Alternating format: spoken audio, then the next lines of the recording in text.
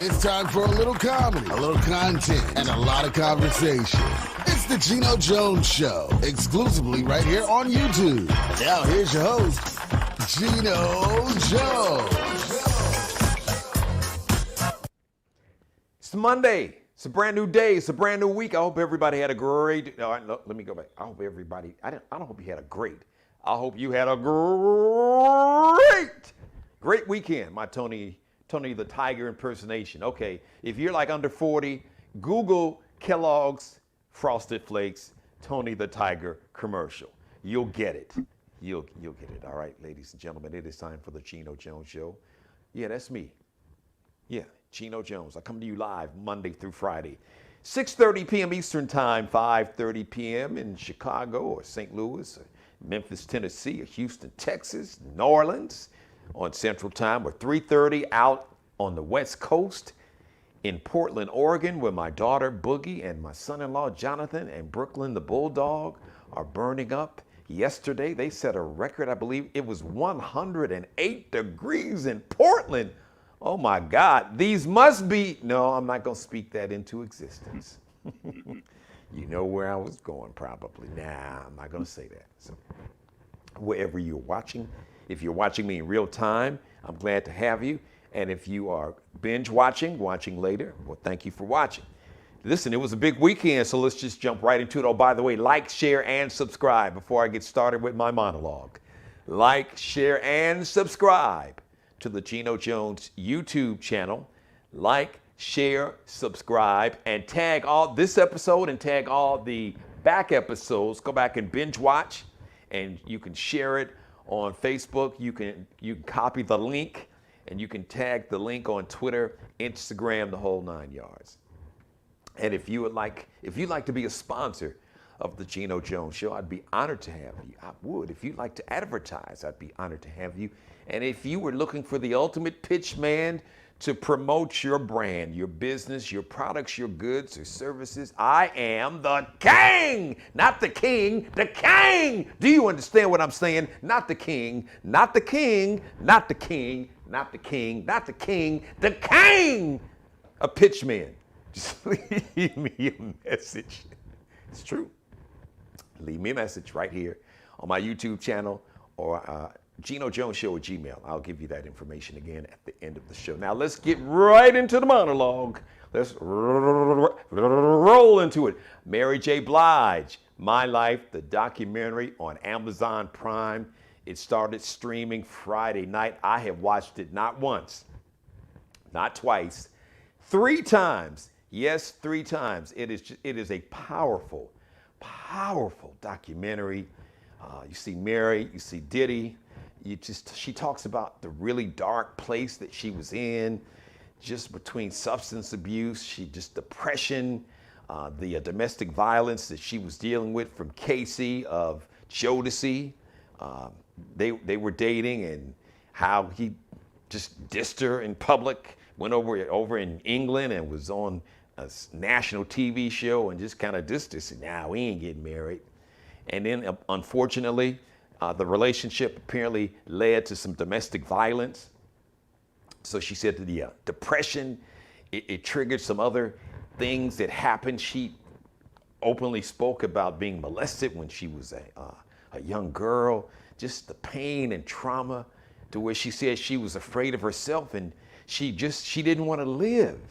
So it was really painful. But the My Life album, she was able to express and speak about that pain through her songwriting and co-songwriting and singing that My Life album. You could hear the pain, but none of us, unless you knew Mary personally, very few people. She talked about a lot of it she even kept from her mom and her sister that she's very close with. So it was just really a powerful documentary. So Diddy, he was in a dark place. He talked about that. Shout out to my man, Big Bubba, the group Today, along with being the lead singer for the group Today. They were big back in the 90s. Him, do you want him or do you want me? Bub is a very prolific songwriter, and he co-wrote a lot of the songs in that My Life album. The original producer, Chucky Thompson, used to call Chucky. And they just talked about many of them, Diddy, Big Bub, and Mary, were just in this really, really dark place and place of a lot of personal pain. And it came out. And they were able to, they said really, the music really saved their lives. And they were really able, it was like therapy. They were able to connect and speak about the pain and to pour that pain into the music. And you've got one of the all-time classic albums, My Life by Mary J. Blige. All right, last night, let's segue to Sunday night. Last night, the BET Awards live. I got to see it live. Miss Cardi B with the baby bump doing her thing on stage, performing live with with Migos, including her husband, Offset. Kirk Franklin's live performance to open up the show with Lil Baby. You got Lil Baby, then you got Da Baby, and they both were on the BET Awards, Lil Baby and Da Baby. Taraji P. Henson, my sister, repping the DC, the DMV as they call it, District of Columbia, Maryland and Virginia, doing her thing, repping Howard University with the multiple wardrobe changes. And she did one scene, she was impersonating Erykah Badu, and she had a series of scene changes. So Taraji did a good job. Shout out to my sister Taraji P. Henson. It was the era, the year of the woman. I say it's always the year of the woman for black women. You know, we always show you love. Also, the DMX tribute was amazing. Method Man, who is yoked. I don't know, man. I don't know what Method Man is eating. I don't know what kind of protein shakes the bruh's on. You know, looked like he doing some heavy, heavy lifting there. You had Method Man, you had Busta Rhymes, and the brother Michael K. Williams, who played Omar in The Wire. So if you're under 40, Google The Wire. It was a show on HBO that everybody loved, The Wire. Just about it. I wasn't like the biggest fan. So you had my man Michael K. Williams. And ladies that love your boy Idris Elba, yeah, that show kind of put him on the map. He also was one of the stars in The Wire. It was a well done show. I wasn't a big fan because I just don't watch a lot of TV, but I eventually did see some of the episodes, and it was really well done. So shout out to the DMX tribute. Like I said, Method Man, Busta Rhymes, and Michael K. Williams. Also, speaking of tributes, Queen Latifah. Yes, they showed the sisters some love. Long overdue, well-deserved, loved, Lifetime Achievement Award, the tribute. You had Lil' Kim. Okay, let me just say this. All right, let me just say the quiet part out loud. As a matter of fact, maybe it's not so quiet. There's some people, there are some women who are God just gifted you with beauty. You were just naturally beautiful. And sometimes some of those women, for whatever reason, and listen, it's your body. You got a right to do with whatever you want to do with your body. But sometimes you could just leave well enough alone, because sometimes God, in God's infinite wisdom and perfection, He created you as about as perfect as you could get. And Lil' Kim she was a very pretty woman. So I'm just saying, just sometimes, you know, you go under that knife, sometimes just a little too much nip and tuck. I'm just saying, Kim, I love you. And she wants to do a versus battle with Nicki Minaj. I hope that happens. I'd like to see her do Foxy, but she said she wanted to do Nicki. I'm good. Kim, much love and respect, but I'm just saying, I would just kind of back off the nip and tuck. I think we got enough nipping and tucking done. That's all I'm saying. Sometimes you could just leave well enough alone. So, Lil' Kim, MC Lyte, Moni Love, and let me make sure I pronounce her name right. Rhapsody. I love Rhapsody. She didn't get a lot of shine or attention, but just Google Rhapsody, check out her music. Oh, this sister is really one of the most underrated rappers in the game. Absolutely. So, And then, so we went from Lil' Kim, MC Lyte, Moni Love, and Rhapsody with the Lifetime tribute to Queen Latifah, to Silk Sonic. Anderson .Paak and Bruno Mars got together and formed this group, and they were singing Leave the Door Open, and they left the door open, and they was all over the BET Awards. They was in the little VIP section. So they had a section to where apparently you could get, if you hadn't got a COVID-19 vaccine, you could go out to LA Live and get your vaccine. So it seems like the majority of people that got their vaccine were women. So they had like a little special surprise for the women that got their COVID-19 vaccines. They were able to see Bruno Mars and Silk Sonic. They had like a little separate VIP section. So Bruno Mars and Anderson .Paak is singing Leave the Door Open, and women are going crazy and the whole 9 yards. Then they said, we're gonna run it back. First they said, do you wanna hear our new song? You wanna hear our new single? And they was like, ah. And they was like, wait a minute, no. We gonna sing, since it's been #1 for I don't know how long, Leave the Door Open, we gonna sing that again, run it back. So they ran it back, going, and it went to commercial. Then there was Lil Nas X with his performance. Listen, I thought it was an excellent performance. It kind of copied the scene from Michael Jackson's Remember the Time. They had the whole Pharaoh thing going on, his song Montero. Listen, young brother, do your thing. You're an entertainer. You're in the entertainment game.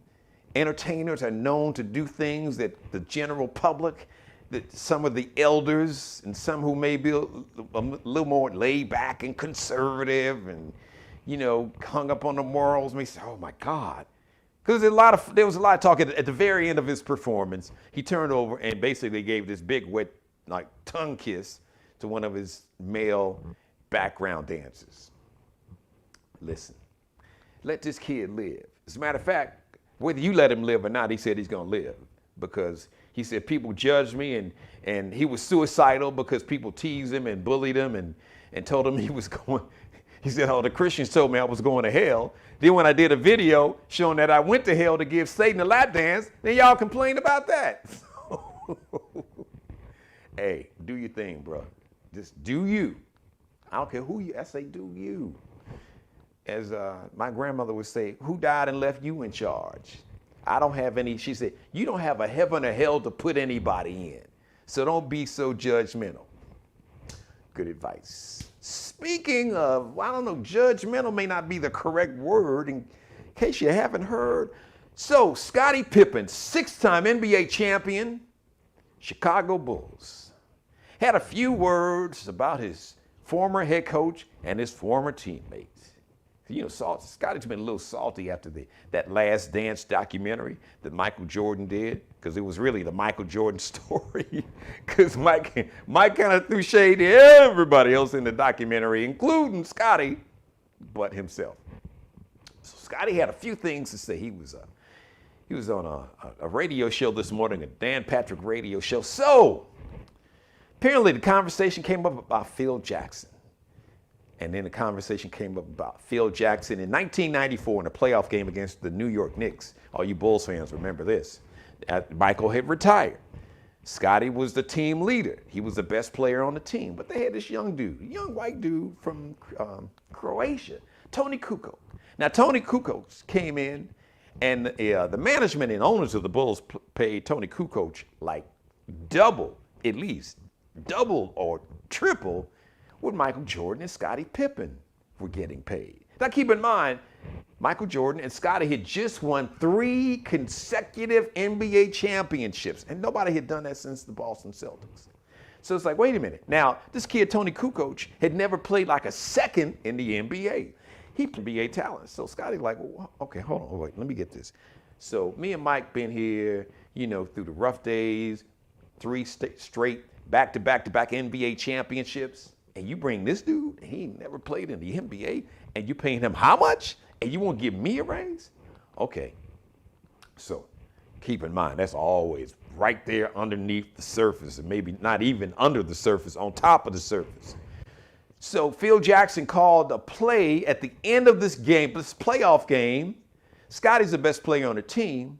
Phil Jackson called a play for Tony Kukoc to get the ball to take the last shot.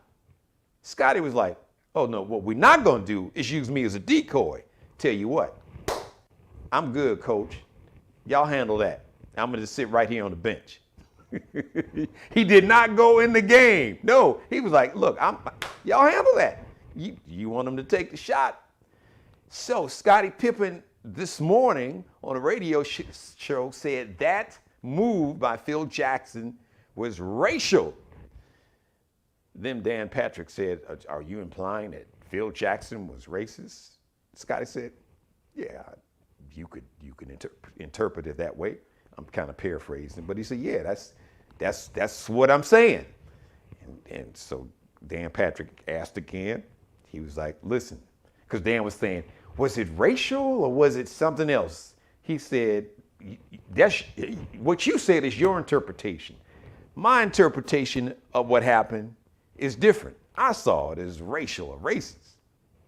Then Scottie talked about Phil Jackson wrote a book after he coached the Lakers, won championships with of course, with Shaq and Kobe Bryant. So in his book, Phil Jackson really just called Kobe. I think he called him selfish and just really ripped Kobe. And Scottie said, wait a minute, you know what?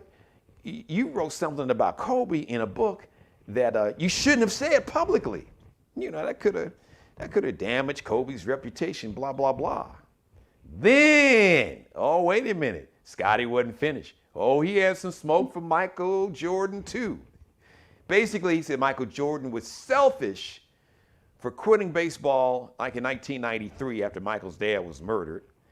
So when he quit baseball when he quit basketball, he left the Bulls to go play minor league baseball for the Chicago White Sox minor league baseball team in Birmingham, Alabama. Scottie said that was selfish. But then, hey, he said, as Mike was selfish. He said, we were great teammates, but we didn't really have a relationship off the basketball court. So Scottie Pippen bringing the smoke. So just to get some perspective on that, I wanted to get somebody who I know knows all the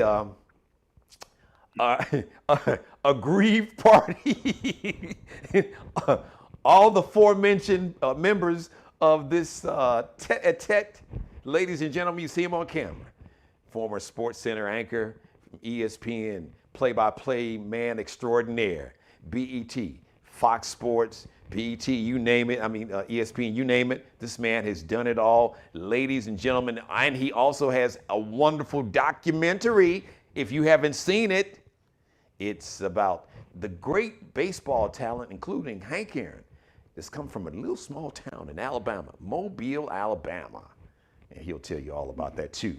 On the screen right now, my dear buddy Eric Clemens. Brother E, how are you doing? Geno, I'm well, man. How about you? You looking good, boy. Like I say, black don't crack, man. You're looking like you're about 30. You're looking like you're about 31, 32, maybe late 20s. Well, you don't see the rest of this old man body though. You just see me from up here, so I can get a pass on that. But wow, talk about bombshells, huh? Ooh. Am I shocked by any of it? No, but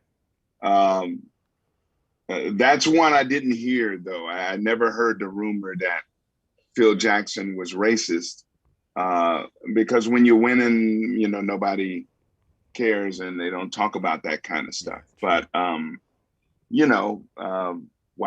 When I read it, I was like, oh, okay. Wow. Well, and also. And wait, and then he had some smoke for Michael. Yeah, smoke for Mike. And that's only fair because I think Horace Grant had a little smoke for him, and he had a lot. A couple other people had a little smoke for him because this documentary was just Michael. Yeah, it was. To me, that's almost insulting in itself. That almost indicates that Michael, willed them to these championships by himself. Yeah. Michael, he was trying to go for 9 years before we get a situation where he finally gets it all right and wins an NBA championship. And for some reason, my finger hit my screen here and go. took me from being able to see you. But we got you back. But just for Scottie, now remember, he just recently said some things that could have been interpreted as shade about Kevin Durant. Yes. And how selfish Durant was in his doing that. And you know, I had a look at it and I'm going like, wow, well, great scorers, great shooters, great players have a selfish streak. There's not a one out there who isn't. Now, good point. That's an excellent point. I have never been an NBA player and could never pretend to be one. Or when I'm not tall enough, I don't have the skills. I can't even look like one. You know, Kevin Hart, you know, winning that 3-point shootout a few years back against the Warriors fella, Draymond, was incredible. You know, but anyway, listen, Kevin Durant didn't have much of a choice.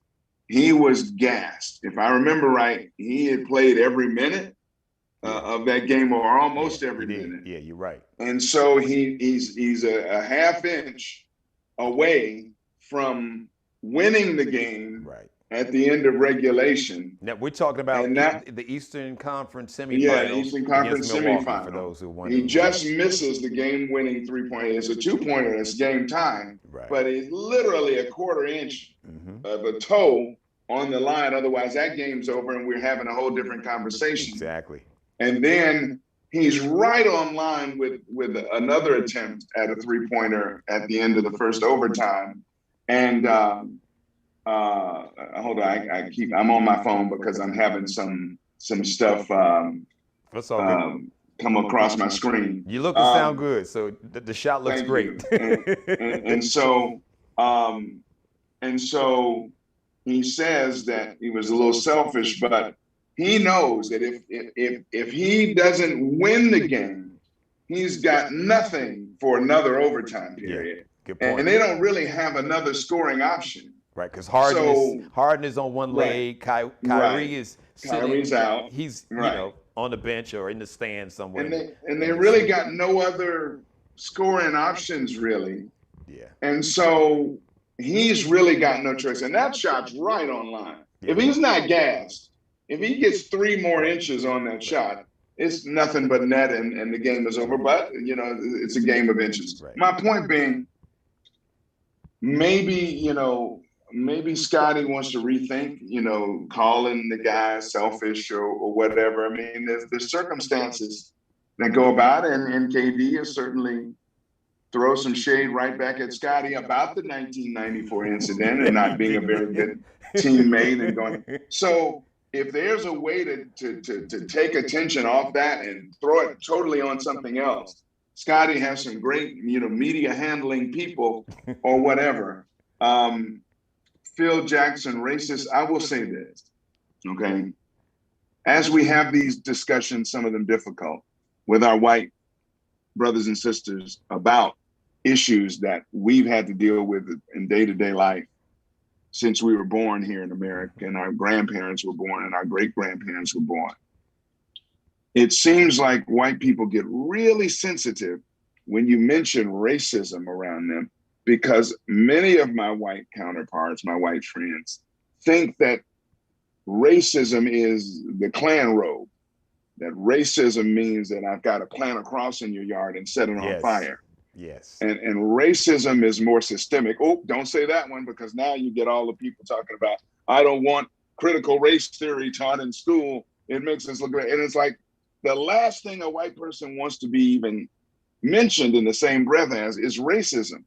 Well, if racism's in a society, who perpetuated it? You know, so we gotta face those things. Now, again, when you're winning, problems are not exacerbated. Right. So people might have heard Phil Jackson make a few cracks or say a few things. And I think Phil's just a big hippie and is just trying to look hip and say posse and all those things to seem like, but I don't know the inner workings of that. I don't know what kinds of things Phil may have said in close quarters with these guys or whatever. But to to have a coach have systemic racism affect his decision making with a game on the line, to say, I'm going to call it for the white guy and not for the black guy. Okay. Yeah. But, Scottie knows more about that than I do. And, let me just jump in, Eric, because it's funny. Basically, you had the same line of not questioning, but response to Dan Patrick did. Right. He was like, well, was it racist or selfish? He said, listen, that is your view. That's how you look at it. He said, I was in the locker room. I was around at practices, so I got to see a side that you all didn't see. Right. So, and that we'll never know, and that'll be his word. I would be shocked if Phil Jackson said anything, in response to it.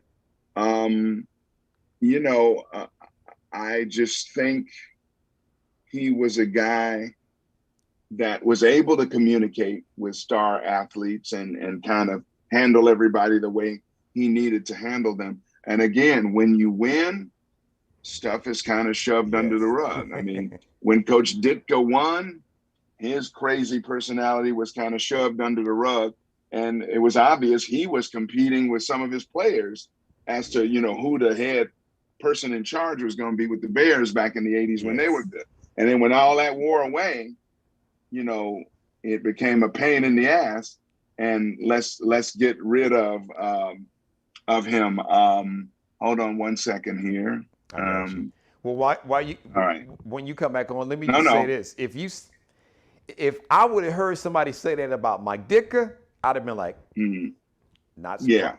I saw that. Right. I saw that coming. Right. I saw Yeah. Mike Ditka had some. Yeah, he has some ways about him where you. And recently, he has revealed his true self. Yeah. Now, Phil. Whereas Phil Jackson. I wouldn't put it. Listen, I'll put it in context. Phil was a hippie. Phil grew up basically like what, the 40s, 50s, probably late 40s, somewhere, right? Phil has got to be what, in his 70s at least. Yeah, probably early 70s, maybe. So that means he was born somewhere in the 40s. Right. All right. Now, he grew up in Montana. Now, he says he grew up around Native Americans, but that's Native Americans. I'm sure he didn't grow up around a whole bunch of brothers and sisters that look like you and me.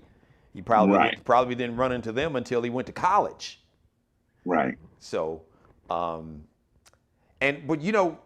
Scottie also said he was using this other incident about Kobe to try to make the point that, why would he, say the things that he said about Kobe?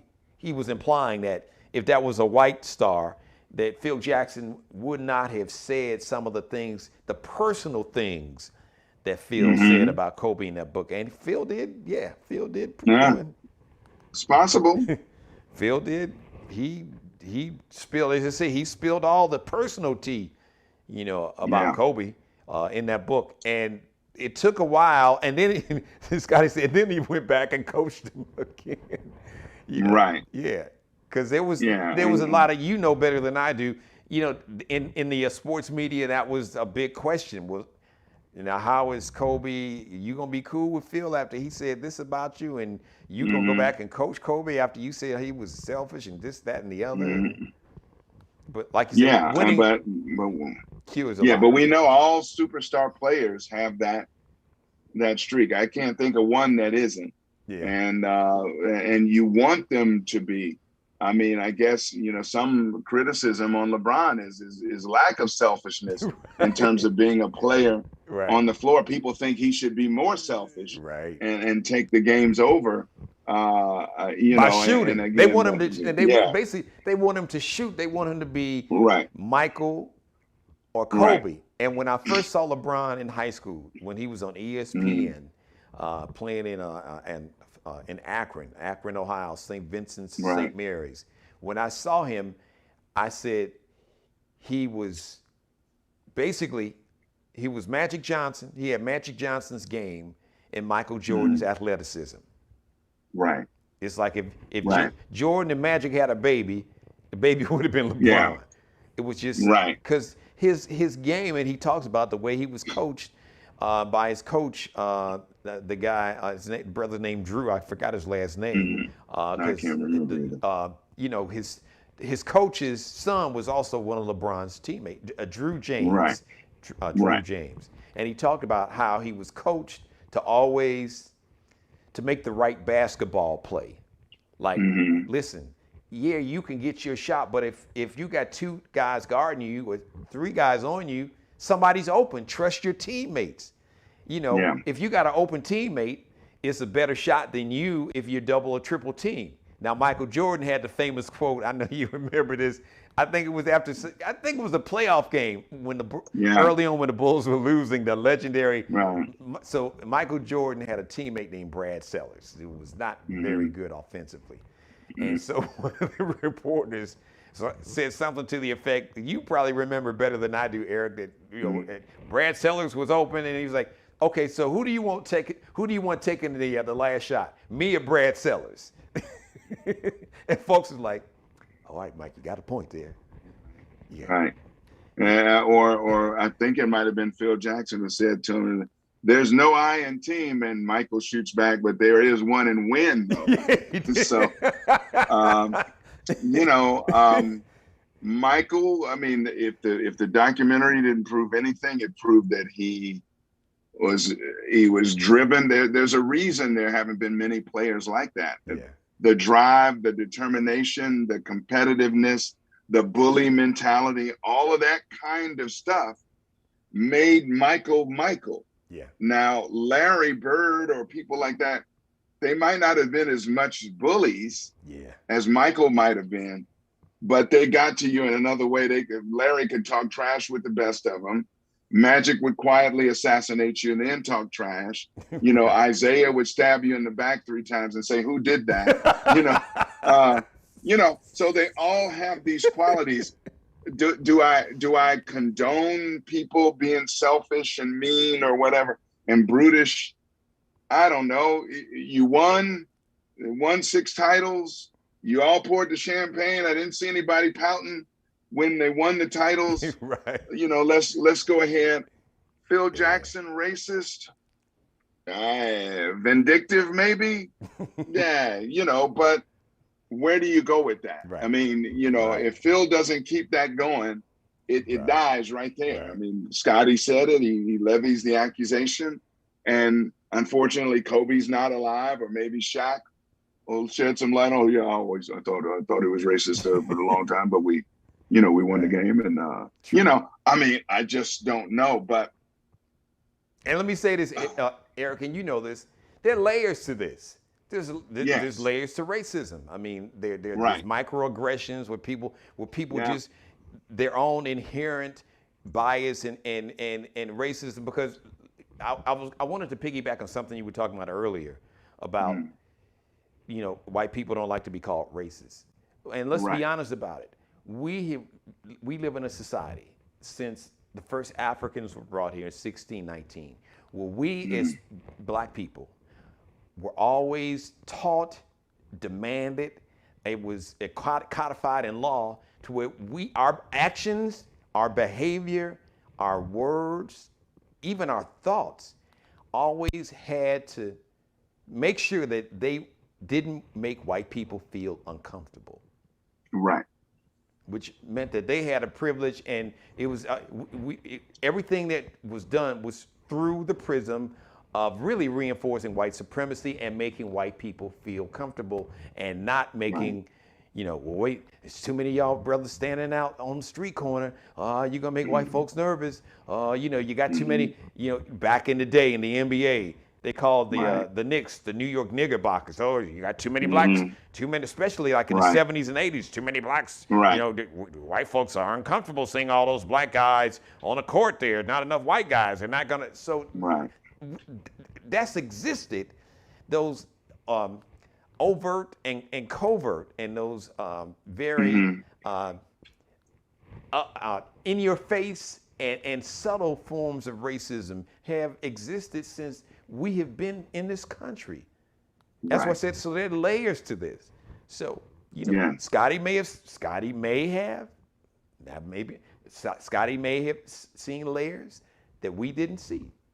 Phil may say that no, I'm not Right. racist. And Maybe, those are some of the things that those are some of the right. no, go ahead. Those are some of the things that those are some of the things that we really need to have more discussions about, because there's some things that I've seen in regular daily life in my office and whatever, and I could see it coming from a mile away. And if I tried to explain that, nobody would know what I was talking about. But because I've seen it so many times before, because I've been talked to in so many ways before, as if the least was expected of me. Yes. And so on and so forth. And when you've grown up with that, you can see it coming a mile away. Yeah, you can. And people are going, well, I mean, I've talked to white people. Well, I don't think he's racist. Well, according to you, nobody is. Exactly. So there shouldn't be any racism at all. And there's some people out there that will argue that racism is over. But let's go backwards. What is racism? What is it? And that's a whole nother show. Right. But it certainly implies power. Thank you. And so the powerful person gets to be the one to pull the strings and say, you take the last shot, you don't. You'll be promoted, you won't. Yes. We'll give you this money, we won't give you that money.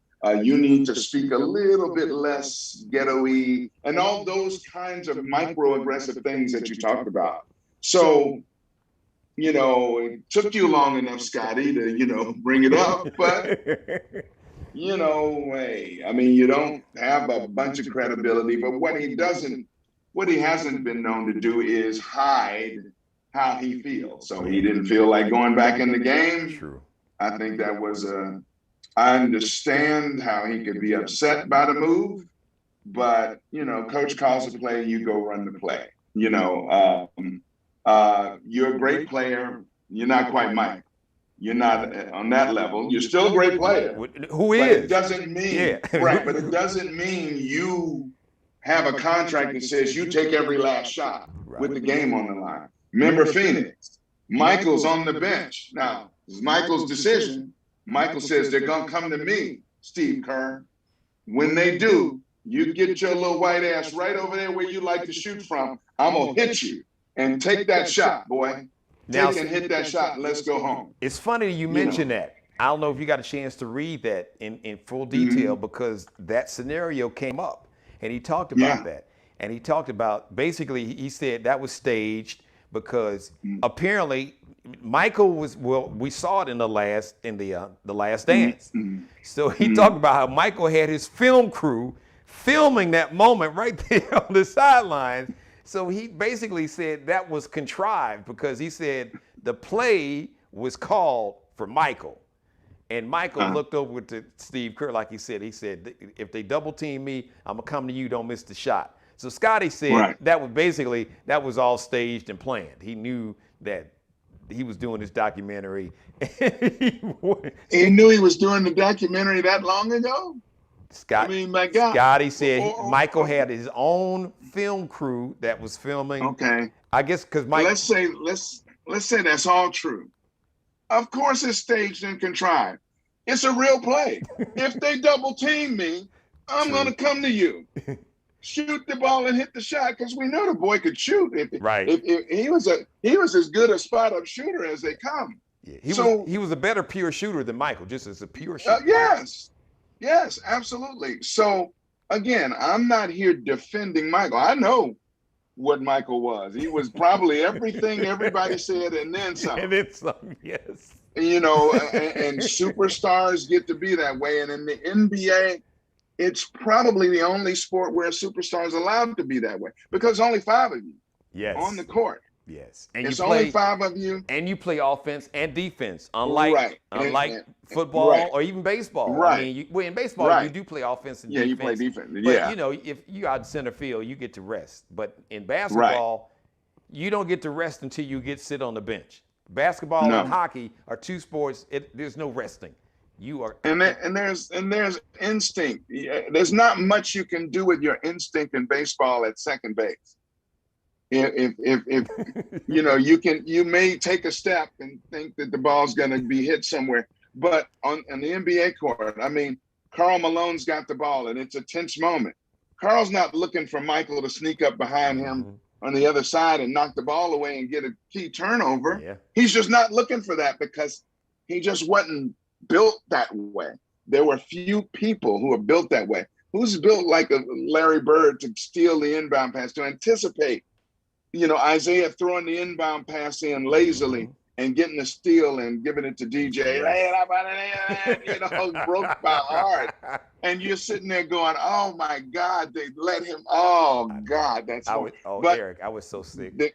Being a Lakers fan. And then Isaiah's my dude. He's from Chicago, so we love Isaiah. Yeah, it was just horrible. Oh. But again, those guys they're from another planet. It's Space Jam or whatever. They're from another planet. Their minds work differently. And in basketball, you can really see that. So am I shocked that Michael was pretty much a jerk on the floor? No. Am I shocked that he was a selfish dude? No, not at all. I'm not shocked that Scottie may think or have seen some microaggression things from his coach, because a lot of that stuff happens. It's not to say that he's a horrible human being or anything like that. It just happens. And there may have been a situation where I'll show this clown. I'll call the last play for Tony. I mean, come on. I mean, I always thought it was pretty going to another sport. I don't care what he said. I didn't believe him. When Walter Payton didn't get the ball on the goal line in the Super Bowl and they're running over the Patriots, I thought for sure Jim McMahon would go, screw that. Walter, listen, big boy, yes. I know you came in the game to run a touchdown. You're going to block this time. Right. We're going to get Walter and get him a touchdown in the Super Bowl. But and Mike Zai never thought about it. Come on, man. I really don't believe. No, I don't. I believe his ego was that huge that he really wanted to be the guy. It was. And if you talk to people like, and I'm sure, well, I know you have talked to somebody. Yeah, I was going to say, and if you talk to people like Richard Dent, who I know you've talked to because you've covered, especially, if you look at that Bears 30 for 30 ESPN documentary. I mean, Richard Dent just really kind of just went on Mike. Right. He was like, hey, he was not fond of Mike Dicker. No. And really, not nobody on the defense. Few guys, I think they said Steve McMichael and I think Fensick were kind of Dicker's dudes, but everybody else, those were Buddy Ryan's guys, and they love Buddy. No, and Mike is Mike. One thing you say about Mike is that he was never all that pretentious. You what you saw was what you got. Yeah. You can tell a redneck dude from Pennsylvania or redneck dude from Texas. Yeah, no, you're right. Pennsylvania, just north of Pittsburgh. Alabama. Aliquippa. Yeah. I mean, tough as nails ball player, great ball player, great motivator, great coach, very intense. And that kind of mentality filtered down to his team, but it burns out fast. Yeah. Yes. You'd rather be a Bill Belichick. You can be intense, but to Geno, do your job. Don't worry about this over here. You got this over here. Do your job. And we'll worry about finding the pieces that's next to you. Because when you start trying to play for everybody else, you don't play for yourself. Then you get burned and everything goes haywire. But, so we'll see how. I don't expect this one will stay hot for a long time unless some of the other particulars involved start saying something. If Michael has something to say, if Phil has something to say, if other players start chiming in. But to me, 18, it's 20-something years ago. Oh my God. Well, stop. Let's do a Geno Jones show office pool. Pick who, if anybody co-signs and verifies what Scottie said about Phil Jackson. I'm taking Horace Grant for the win. Horace Grant for the win. Horace Grant will side with Scottie, you think, and say Phil Jackson was out of anybody on that team. I'm gonna say wait a minute. I'm gonna say BJ Armstrong. Wait a minute. Can I I reclaim my time and I want to withdraw a name that I submitted for nomination. Okay. Because they were Okay, you can do that. They were teammates. Oh, I know who will say it. And I bet when I say this name, I bet you, I'll bet you, a catfish, a chicken wing dinner. You'll be like, Craig Hodges. Wow, I had forgotten him. Yeah. He'll probably say both of them, as Michael allegedly played a role of him not coming back. And then Phil was Phil. Wait a minute, drill down on that, because I never. Well, Michael. I heard Craig say something, but it's interesting you say that. So give me your perspective on that. Michael was very cognizant of his pristine reputation, of the fact that everybody liked Mike. Republicans buy sneakers too, that remark. Republicans buy sneakers too. Mike didn't really stand for anything except winning. He wasn't going to be political. And I may have told you this story before, real quick. We're 91, we're at the finals, we're covering Bulls Lakers. Mike shows up at a practice with the Malcolm X movie hat on, and Malcolm's on there and the X is on there, and Spike Lee is doing his movie, and he's helped Spike, giving him a little money to finish the project like many celebrities did to push him over the top and be able to finish doing what was a fantastic movie. A white and maybe a Jewish reporter says, "Oh, you have the Malcolm X hat on. Why do you have that hat on?" And Michael's eyes got as big as quarters, and I could sense, as a young man myself, a little older than Mike, but a young man myself, and go, wow, Mike's really uncomfortable by this. Wow. Nobody's prepared Mike to stand in defense of a very defensible and honorable man. Please. And I would have handled it easily and said, oh, yeah, my friend Spike Lee is doing the movie. I'm promoting the movie. Malcolm X was a great leader. He's a hero of mine. He went to Mecca and really changed the tune a little bit in terms of his evolution, keeping his hatred onto one group of people. He was still a nationalist. He was still a proud Black man, but his evolution, in fact, he and Martin King started coming closer together this way at the times of their deaths. They were. Him 3 years earlier than Martin, then they were going apart. So it's about an evolution. It's about the development of a guy. And yeah, I'll proudly wear this hat, and would have been in the story. Right. But Mike was kind of like, well, my friend Spike's doing a movie, and that's it. I'm just wearing the hat. Really? And it was kind of like, whoa, really? Wow. And so I understood without it having to be said that Mike did not want to be in the middle of any controversy from the Jewish community about promoting anything that might be considered anti-Jewish, anti-Semitic, or whatever, as Farrakhan's Nation of Islam of that time was often accused of being. And so he was very which at the time it was Elijah Muhammad, because Farrakhan was not the head of the nation. It was Elijah Muhammad. Right. At the time, Malcolm X was alive. It was Elijah Muhammad.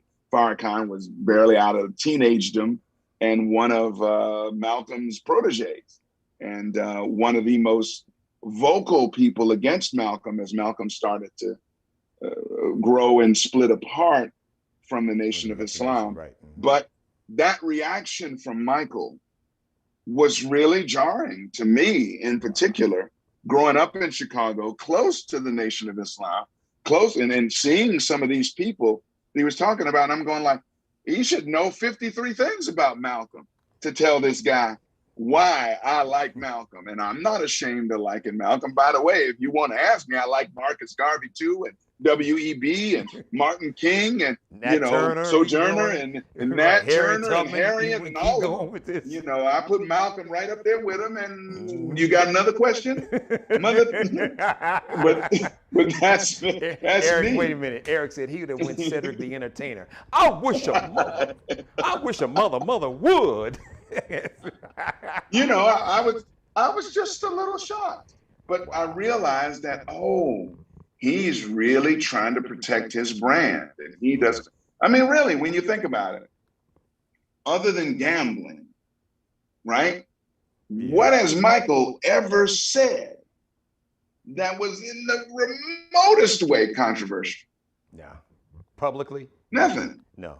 Nothing publicly. Nothing. I can guarantee I'm gonna tell you, he said some stuff privately that if somebody was rolling the tape on, they'd go like, "Oh my God!" Yeah. And we saw a little bit of that in The Last Dance with his teammates. In The Last Dance, you saw a little bit of it.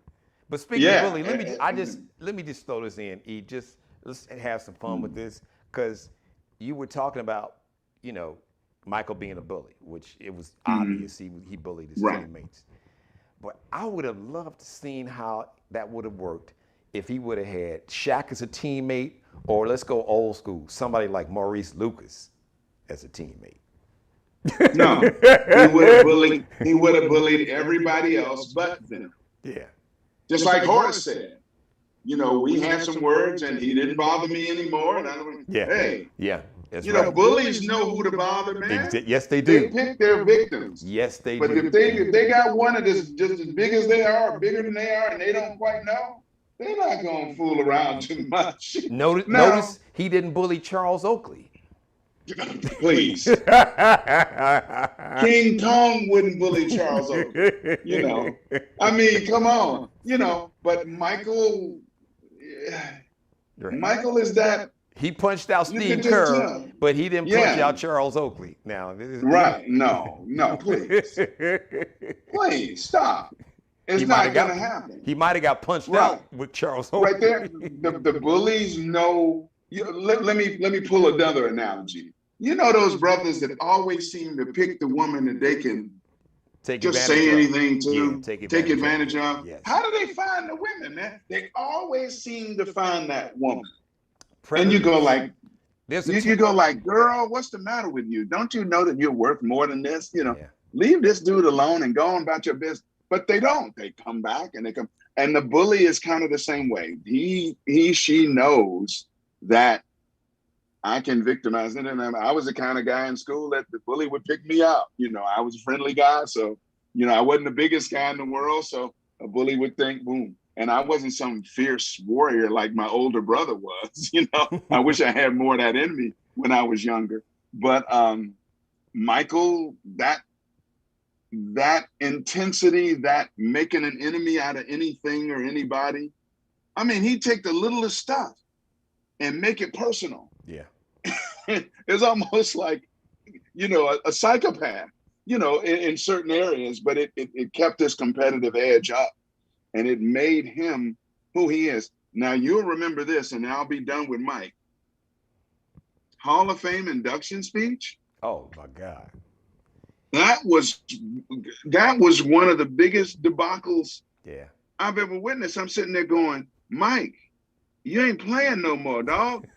This is supposed to be you looking back and exhaling and going, oh, man, Isaiah, you was one of the toughest son of a guns I ever faced. But it was great playing with you because you kept me on my toe. Or, no, it was kind of like, man, I'd fight you right now if we could. You're sitting there going like, wow, Mike's very intense. At that, after watching that, you could have easily looked at that and concluded that, Mike, you might need a little therapy. Yeah. You know what I'm saying? You might need to talk to somebody on the real. Everybody was visibly uncomfortable. Yeah. Because he went right back into player, bully, kind of, you're the enemy mode. Dude, you ain't played for at least 5 years to be eligible for the Hall. So, that. Let it go, Mike.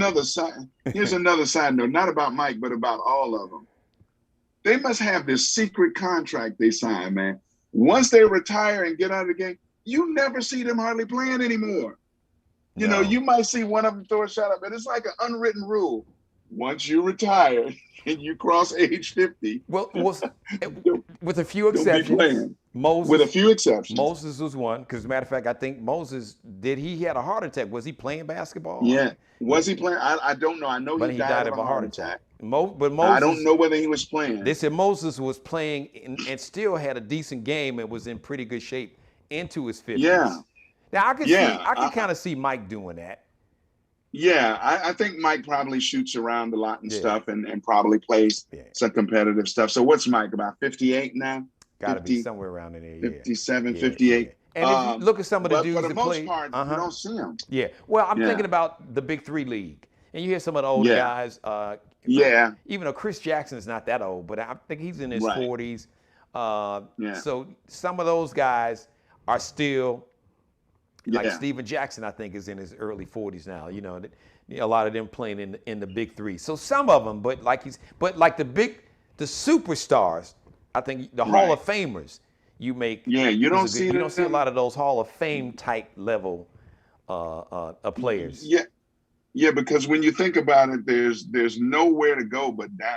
True. You know, the if remember those embarrassing moments in the senior. Remember they used to play the senior All-Star games, and Calvin Murphy and Phil Yeah. Ford going at it and bumping heads and almost fighting them. Yeah. Dude, you've been out of the league for 10 years. Stop it. Let it go. Have some fun. It's not about, you're not going to get an extra Right. Let it go. Hey, $100,000 for senior I know. game at All-Star weekend. Hey, but listen. Both great players, but True. Speaking of let it go, before I let you go, I want you to talk about, for those who may not have saw the episode that you were on, when you launched the stream your documentary. So tell everybody about the documentary briefly, and let us know where we can go and watch it. Okay. The documentary, my career started commercial television in Mobile, Alabama, back in the 1980s, back in the 80s. He said, You don't have to know it. In the 80s, and a young man in the store noticed me from television. I was doing weekends for the NBC affiliate down there, and he started running down Mobile area baseball players. And I'm like, and he said it like, I bet our team could beat your team. You from Chicago? I said, yeah, bet our team can beat your team. I said, you mean the Cubs? Or you mean like players from Chicago? I don't even know many major leaguers from Chicago, but go ahead. Tell me who's from here. I didn't think, no Google back then. I couldn't look players up to see where they were from. Let's start with Billy Williams, my childhood hero in left field. I said, my man, Billy Williams is from here. And then he went on to Cleon Jones, Tommy Agee, Hank and Tommy Aaron, Satchel Paige. And the list went on and on and on. Ozzie Smith and Willie McCovey. And I'm going, oh my God, really? And as I looked it up, they were all from Mobile. Wow. And then later, 5 of them were in the Hall of Fame, ranking Mobile 3rd behind New York City and Los Angeles as with the most Hall of Fame representatives. And I thought, wow, what a documentary that would make. At the time I started it, of course, Satchel was long dead, but Willie McCovey had just died. He was ill. And he died. He probably wouldn't have talked to me anyway. But who knows? Once they retire, But Billy was still here. Hank was still here. And there were other guys who played with him from the Mobile area, like Frank Bowling, who was still here. And some of them have gone. But I put together a documentary on how all these African Americans were still able to overcome Jim Crow and segregation and all this stuff, all these distractions, all these obstacles to still reach the pinnacle of the game of baseball. And it's called, and they did it by playing, many of the poor kids played a game called tops. They take a bottle top and use that as the baseball, and it would go all kind of ways. And they take a broom handle and use it as a bat. They all swear that exercise of often playing that game helped them develop the hand-eye coordination to be great hitters. And there ain't too many people from Mobile who played that game that can't hit the baseball. That's true. They couldn't hit the ball. Billy Williams was one of the best pure hitters I ever saw. Yeah. Willie McCovey was always dangerous. Enough said about Hank Aaron. Okay. Satchel Paige was a pitcher, but, and Ozzie Smith was not known to be a great hitter, but he always made contact when he could. He did the fundamental things. And he was 17 years behind those other guys. So he might have never played a game of tops in his life. Yeah. And so the documentary is titled From Tops to the Top, A Slice of Mobile's Baseball Story. You can stream it on Google Play. It's about a 57-minute documentary. Had a wonderful time making it, talking to Hank Aaron, rest his soul, talking to Frank Bowling, rest his soul, 2 of the most lovely guys. I'd ever want to meet. Hank Aaron was the worst interview I've ever done in my life because I was in such awe sitting there in front of Hank Aaron. But he was really pleased when I recalled when the Cubs hit the Braves, and he hit one in the 5th inning that should have gone out, but the wind caught it, and Billy Williams caught it against the ivy. He said, "You remember that?" I said, "Absolutely." Ran home from school to watch it, and he was such a delightful guy. But I was able to talk to a lot of guys and a lot of friends of theirs, Cleon Jones and other people, and really came together magically as a wonderful piece of entertainment. Not a whole lot of action. We're talking 80-year-old guys here reminiscing and talking about back in the day, but the stories regale you. The way it all came together regale you, and I think you'll really enjoy it. So please go to Google Play, stream my movie. It's not one of the big blockbusters, so I give it to you maybe couple bucks, 99 cents, $3.99. I don't drive too hard a bargain, and I think you'll enjoy it. We support Black businesses and Black entrepreneurs, so you support this brother. Go. You pay full market price, no discounts here. Right? This ain't Black Friday, no pun intended. Come on. The brother put a lot of not just time and effort, but listen, from one Black businessman to a small business owner to another. We got to support each other and support Black businesses. Yes, sir. Eric Clemens, yes, man, thank you, brother. Nothing but love and respect. Always a pleasure, my man. You are always there for me. I had a great time. Always looking forward to having you on the show. As you see, Eric is a regular contributor. He is our official expert. Since you are our expert when it comes to sports, give me your finals prediction. Who do you think? Who do you think is going to the finals, and who's going to win the NBA finals? I think the Phoenix Suns will beat the Milwaukee Bucks in 6. But don't sleep on, man, the Hawks, they have really, I'm a Lakers fan, but these Trae Young has really emerged as a superstar. Now, he hurt the ankle a little bit. We'll see how serious that is. The damn referee, get out the way.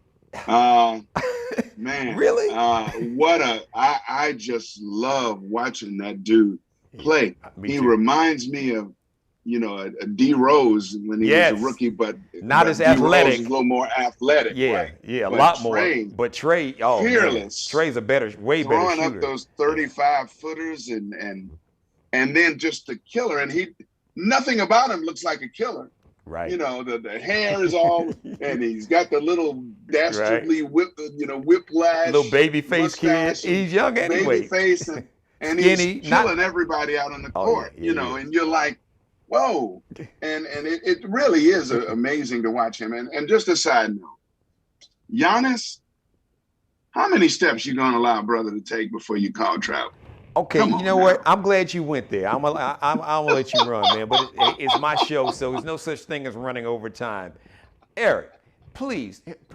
Now, I want you to. We're laughing about this, but I want you to put your sports journalist, your Emmy Award winning. I need you to put that hat on.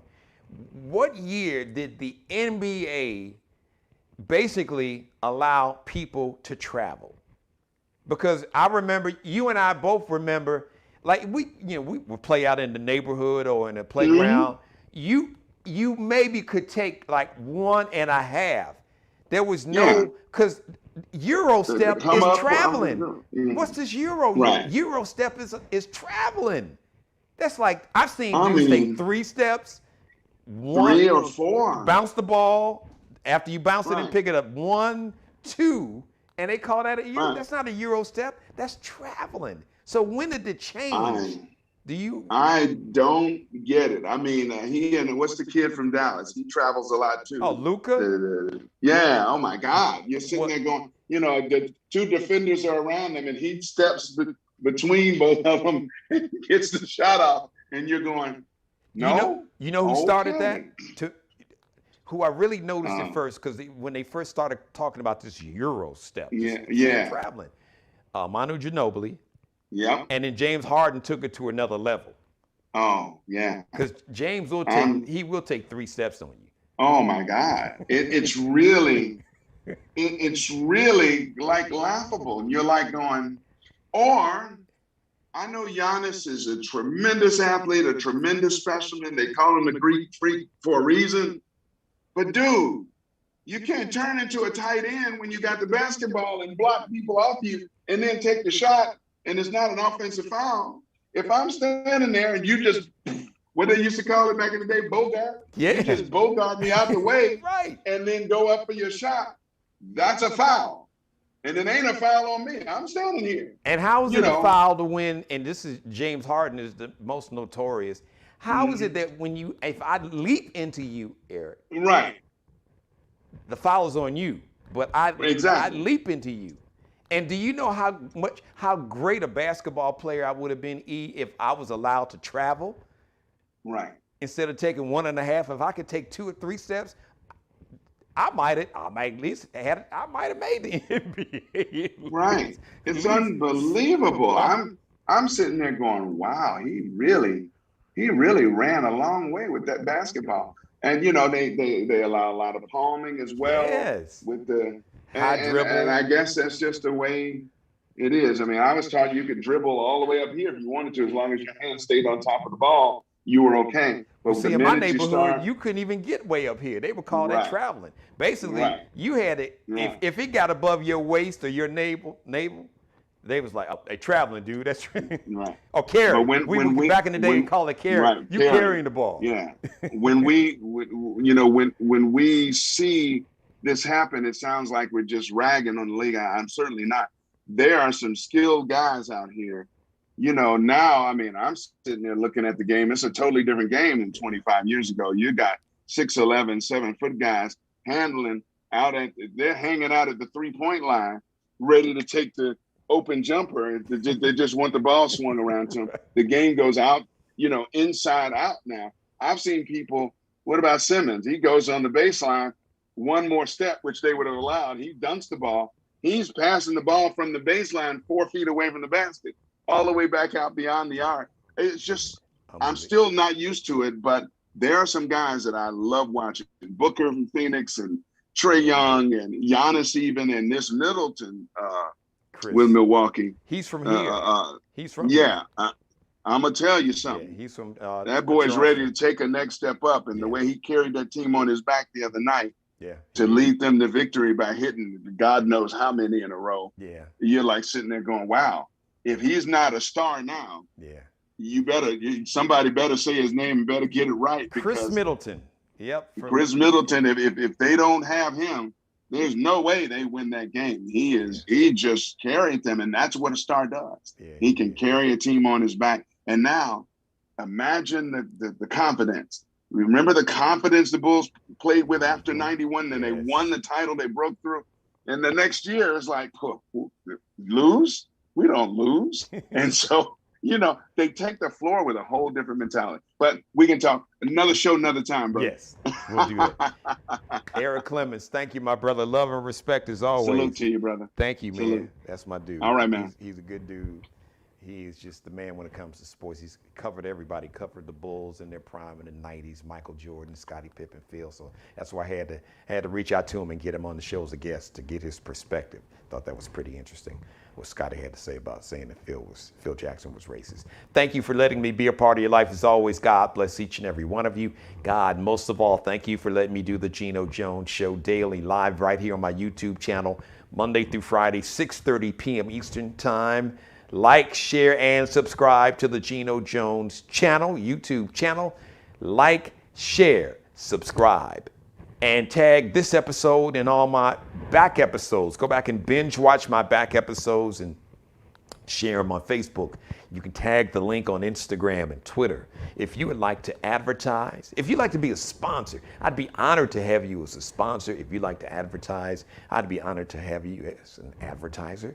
If you are looking for the ultimate pitch man to help promote your brand, your business, your products, your goods, your services, I am the king, not the king, the king of pitch man. Leave me a message. You can send me an email, Geno Jones Show. That's how you spell Geno Jones, right there. Geno Jones Show @gmail.com. gmail.com, or you can leave me a message here on my YouTube channel. Shout out to Mr. Markel Bailey, the official barber and hairstylist for the Geno Jones Show. Check him out on Instagram, Kelby Cutting Up, KELBECUTTINUP. Also, Bruce Gage, the official wardrobe consultant and stylist for the Geno Jones Show. Check him out on Instagram. Also, just do a search, Bruce Gage on Instagram. Thank you. I love each and every one of you. Thank you so much for watching. Mother, you know I love you more than life itself. I know you are watching. Have a great rest of your day wherever you are. Tuesday, another very live edition of the Geno Jones Show, coming to you again Tuesday, 6:30 p.m. Eastern Time. And until then, once again, thank you to my guest, Eric Clemens. And I want to thank each and every one of you, and be blessed. Subscribe and tune in to the next episode of the Geno Jones Show, exclusively right here on YouTube.